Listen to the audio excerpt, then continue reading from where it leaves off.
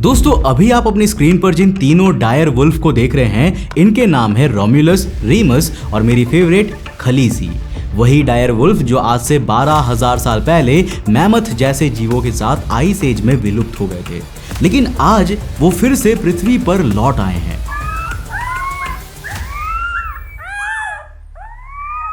अब सवाल यह आता है कि आखिर वो कौन सी विज्ञान है जिसने इन शिकारियों को फिर से जिंदा कर दिया, और क्या इस विज्ञान की मदद से हम 6 करोड़ साल पहले एस्टेरॉयड टक्कर में खत्म हो चुके डायनासोर्स को भी वापस ला सकते हैं? अगर हाँ, तो फिर क्यों आज भी कई वैज्ञानिक इस डी एक्सटिंक्शन की खबर को झूठ और इन डायर वुल्फ को एक इल्यूजन बता रहे हैं?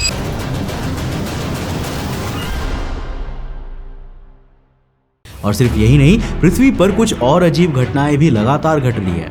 हाल ही में कनाडा के कुछ हिस्सों में अचानक 2 सूरज आसमान में दिखाई दिए हैं और हिंद महासागर के पास पर्शियन गल्फ में एक अजीब सी जगह मार्क की गई है जहां अपने आप जीपीएस और नेविगेशन सिस्टम बंद हो जाते हैं, जिसे अब लोग इंडियन ओशियन बर्मुडा ट्रायंगल कहने लगे हैं। तो आज के इस वीडियो में हम दुनिया भर में वायरल हो रही इन तमाम खबरों को डिटेल में समझेंगे और जानेंगे कि विज्ञान इन पर क्या कहता है। तो बस बने रहना वीडियो में एंड तक मेरे साथ। सो हेलो गाइस, मैं हूं कौशिक और चलिए शुरू करते हैं एक और नए एपिसोड को।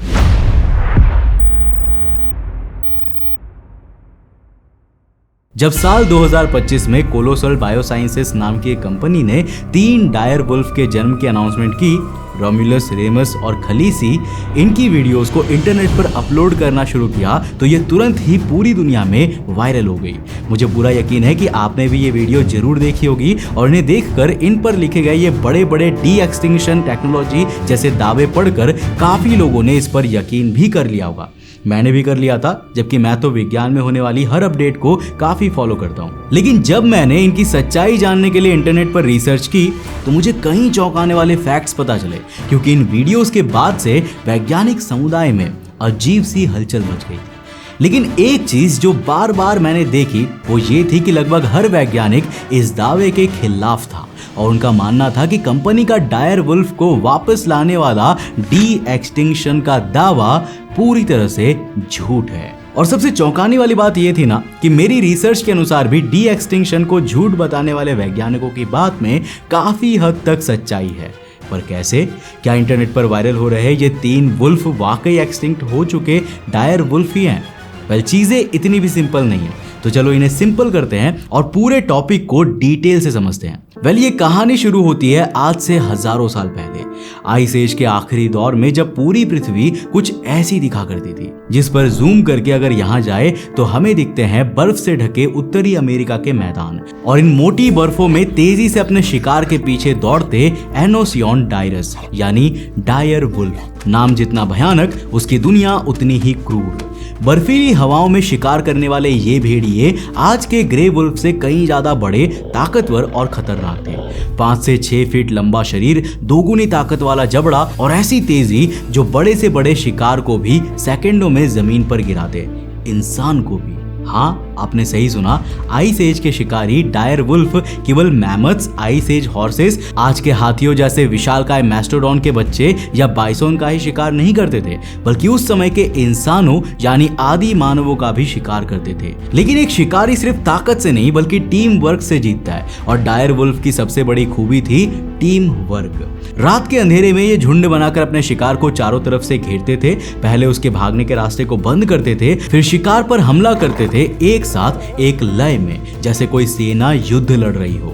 लेकिन फाइनली करीब 12,000 साल पहले जैसे जैसे पृथ्वी गर्म होने लगी ना, ग्लेशियर्स पिघलने लगे, जंगलों की जगह घास के मैदान आ गए, आइस एज खत्म होने लगा, जिसका सबसे बड़ा असर पड़ा उन विशाल जानवरों पर जो डायर वुल्फ का खाना थे।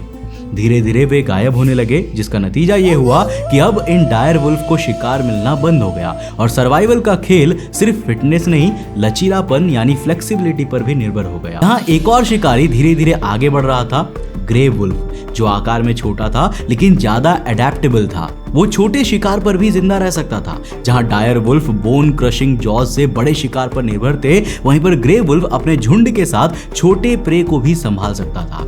और यहीं से डायर वुल्फ का अंत शुरू हुआ, यानी एक ऐसा एक्सटिंक्शन जिसने इस पूरी प्रजाति को पृथ्वी से मिटा दिया। अब किसी एस्ट्रॉइड ने उन्हें नहीं मारा, ना ही किसी बीमारी ने, उनकी भूख ने उन्हें मिटा दिया। और शायद इसमें भी प्रकृति की ही मर्जी रही होगी। लेकिन अब इंसान सीधे सीधे उसे चुनौती दे रहा है, वो भी एक वीडियो के जरिए, इन 13,000 साल पहले मिट चुके जीवों को पृथ्वी पर दोबारा पैदा करके। पर आखिर हमने ऐसा किया कैसे, और क्यों वैज्ञानिक इसे केवल एक झूठा इल्यूजन बता रहे हैं? तो साल 1850 के दशक में पहली बार वैज्ञानिकों ने डायर वुल्फ की पहचान फॉसिल से की थी। तब सिर्फ इतना पता था कि ये भेड़िया थोड़ा सा बड़ा था, लेकिन बाद में एक डीएनए स्टडी से ये सामने आया कि डायर वुल्फ एक पूरी प्रजाति थी जो हजारों साल पहले ग्रे वुल्फ से अलग हो गई थी। फिर समय समय पर कई सिम्युलेशन कॉन्सेप्ट आर्ट में इन जीवों को लोगों द्वारा विजुअलाइज करने की कोशिश की गई, जिसमें सबसे ज्यादा फेमस हुआ गेम ऑफ थ्रोन्स, जिसमें इन डायर वुल्फ को काफी एक्यूरेटली दिखाया गया था। तभी से कई लोगों के मन में यह सवाल था कि ड्रैगन तो नहीं, पर क्या ये मिस्टीरियस डायर वुल्फ इस दुनिया में मौजूद हो सकते हैं, वो भी अभी हम इंसानों के साथ? और इसी सवाल का जवाब हमें मिला अप्रैल 2025 में। टेक्सास के डलास शहर में बसे एक बायोटेक स्टार्टअप कोलोसल बायोसाइंसेस ने ऐलान किया कि हमने प्राचीन डीएनए की मदद से 13,000 साल पुरानी डायर वुल्फ प्रजाति को जिंदा कर दिया है। 3 नाम गूंजे, रोम्युलस, रेमस और खलीसी, जिनका यही वीडियो फिर इंटरनेट पर वायरल हुआ। पर इन्होंने ये किया कैसे, और इन्हें डायर वुल्फ का प्राचीन डीएनए मिला कैसे? इसमें सबसे पहली चीज है अमेरिका के ओहायो से मिला ये 13,000 साल पुराना प्राचीन डायर वुल्फ का दांत, और दूसरा इडाहो की बर्फ में दबा मिला एक 72,000 साल पुराना कान की हड्डी का टुकड़ा।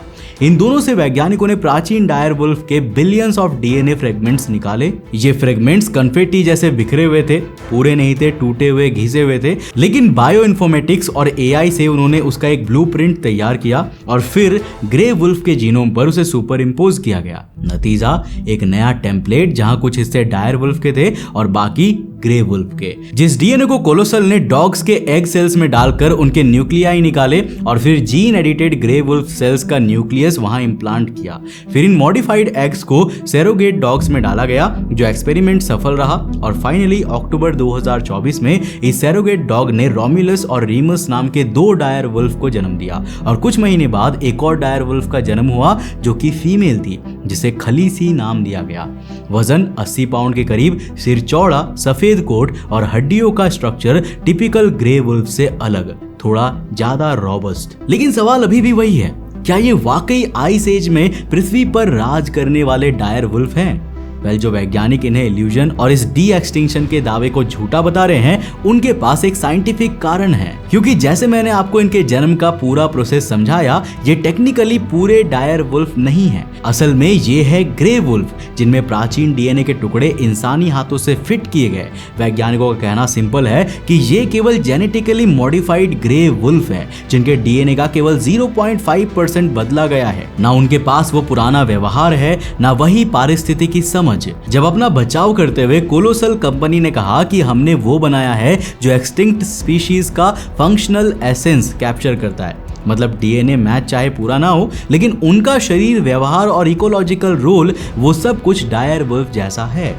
उनके मुताबिक डी एक्सटिंक्शन का मकसद ये नहीं है कि एग्जैक्ट रेप्लिका बनाना, बल्कि वो एसेंस, वो इकोलॉजिकल फंक्शन इस पृथ्वी के इकोसिस्टम में वापस लाना जिसे वो स्पीसीज कभी निभाती थी। अब यहाँ पर सवाल बदल जाता है कि आखिर एक प्रजाति को परिभाषित कौन करता है?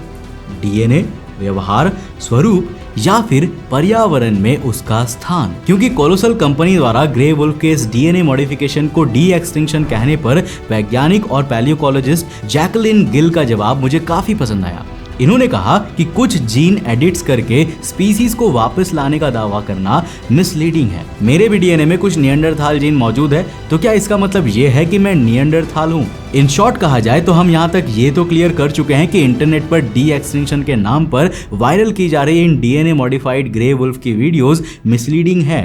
क्योंकि ये डायर वुल्फ नहीं है बल्कि उनके जैसे दिखने वाले कॉपीज हैं जिसे ग्रे वुल्फ के डीएनए एडिटिंग के जरिए बनाया गया है, जिसमें अभी भी 99.5% डीएनए पृथ्वी पर पहले से मौजूद ग्रे वुल्फ का ही है। तो क्या इस तरह हम डायनासोर और दूसरे एक्सटिंक्ट एनिमल्स की डीएनए मॉडिफाइड कॉपी भी बना सकते हैं? वेल, जवाब तो हाँ है, पर एक बार जरा सोच कर देखिए, क्या आप सच में चाहोगे कि ये खूंखार प्रेडेटर्स दोबारा पृथ्वी पर आएं?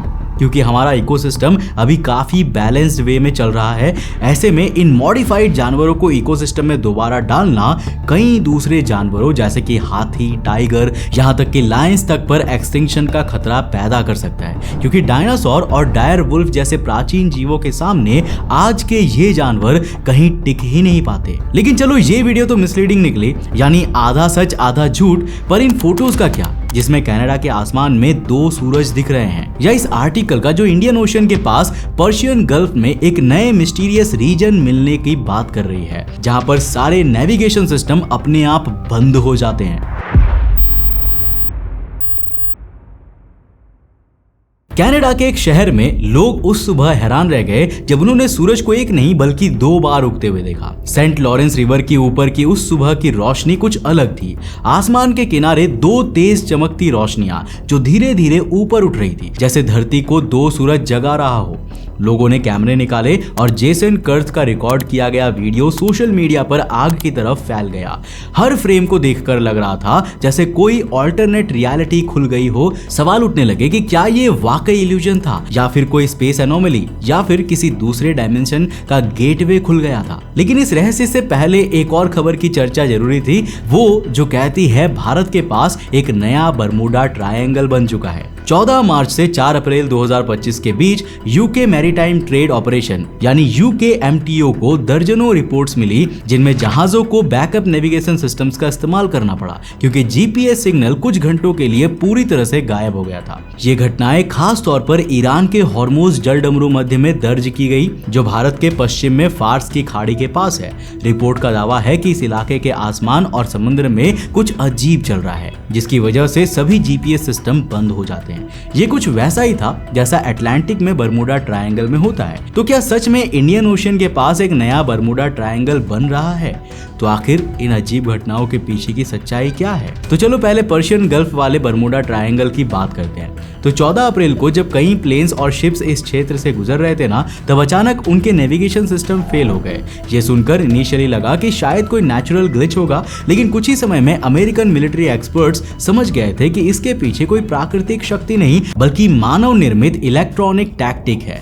इस क्षेत्र की सबसे बड़ी शक्ति ईरान ने एडवांस्ड इलेक्ट्रॉनिक डिवाइसेस के जरिए और शायद पृथ्वी की कक्षा में मौजूद कुछ सैटेलाइट्स की मदद से इस रीजन में GPS सिग्नल को ब्लॉक करना शुरू कर दिया है। पर आखिर क्यों?